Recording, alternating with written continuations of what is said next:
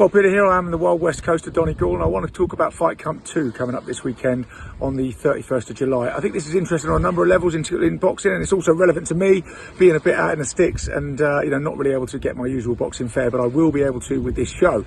So, Fight Camp 1 was born out of the COVID pandemic in 2020, so it was very innovative of Eddie Hearn at the time. Obviously, Bob Arum paved the way for the first sort of no crowds behind closed doors show, and then over here Frank Warren picked it up, and then Eddie ran with Fight Camp, which was a big £5 million investment from Matchroom, and it was hugely successful. And it was kind of the way to do fights behind closed doors. We had like Natasha Jonas against Terry Harper, that fantastic draw on there. There's a host of great fights. It really lived up to it. Sam Eggington against Ted Cheeseman, just nicked by Cheeseman, a real sort of amazing fight, and finished off with Povetkin uncorking that amazing uppercut against Dylan White, leading to the rematch later in the year.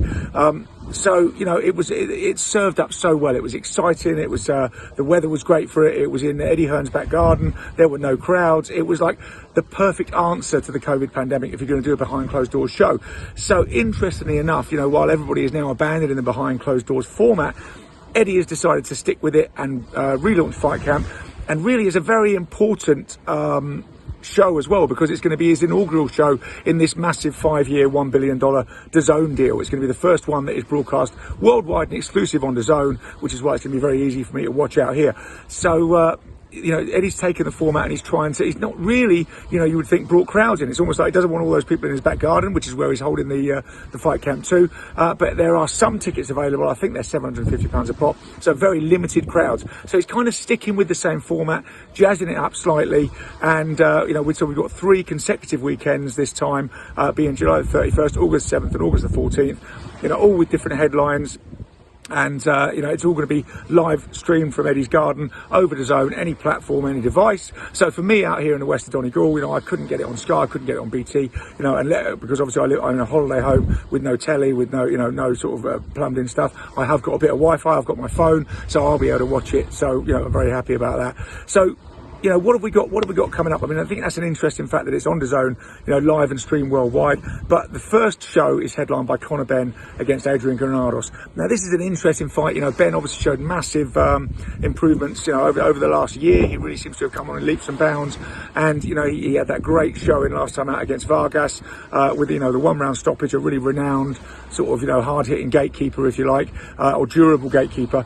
And he's got a similar sort of mission here in that was against Sam Vargas, and against Adrian Granados, another Mexican, who comes with a 21-8 record. He's 33 years old. Ben is 24 and 18-0. And really, I see this as it's another good test. It's a durable guy, a gatekeeper. He's been in with really good guys like Adrian Broner, Sean Porter, Danny Garcia. He's lost to all of them, but he is durable. He is experienced, so he should get the rounds in the bank. But I see this as a Ben, late stoppage or stoppage after 6. I think Granados knows enough to hang around, but I'd have told you the same about Vargas. So don't blink in this one. But we've got to see if that was in a way of flash in the pan, or if Ben really is leaping up with those improvements. So it's an interesting fight as a headliner, and there's a co-main event which is Can Xu, the Chinese boxer, against Lee Wood, the British champion at featherweight, and Can Xu is the WBA regular featherweight champion.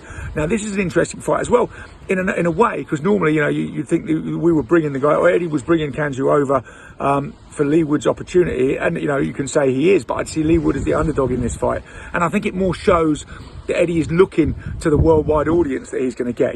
This will be broadcast to anybody with a phone and a DAZN subscription in China will be able to see this, where Can Xu is hugely popular, obviously. So he's going to be a bit of the favourite in this fight. Records are very similar. Can Xu is 18-2. But, interestingly enough, 2 of those losses in Can Xu's career came very early in his career, which doesn't normally happen with prospects, whereas Lee Wood's came a little bit later.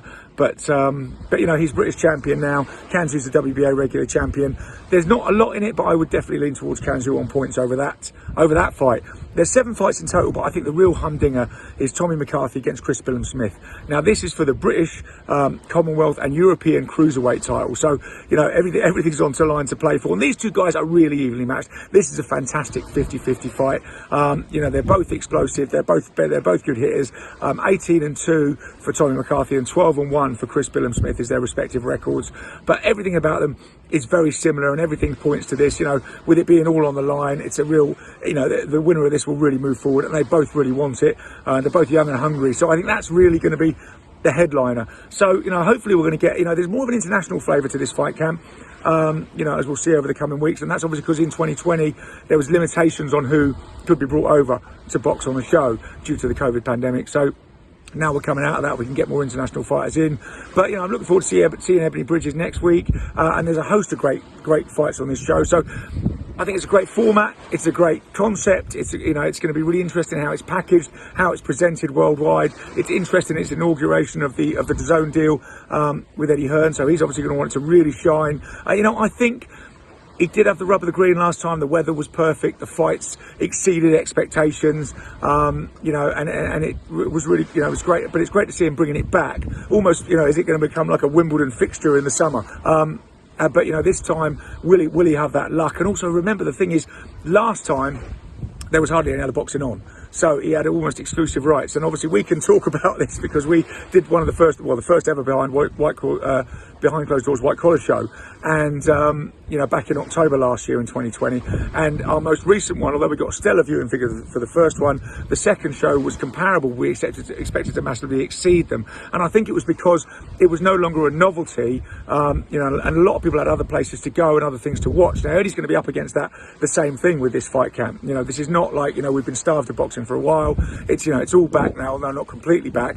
So there's lots of other options. So it'll be interesting to see how fight fans digest this new platform and this relatively new formula, but in an age when we don't really have COVID breathing down our necks and there's nothing else out there to see. So I'm really interested to see how it goes. Obviously it's great for me, being wandering around the west coast of Ireland and only having my phone and a little bit of Wi-Fi.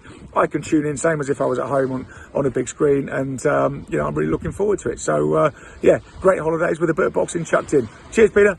See you soon.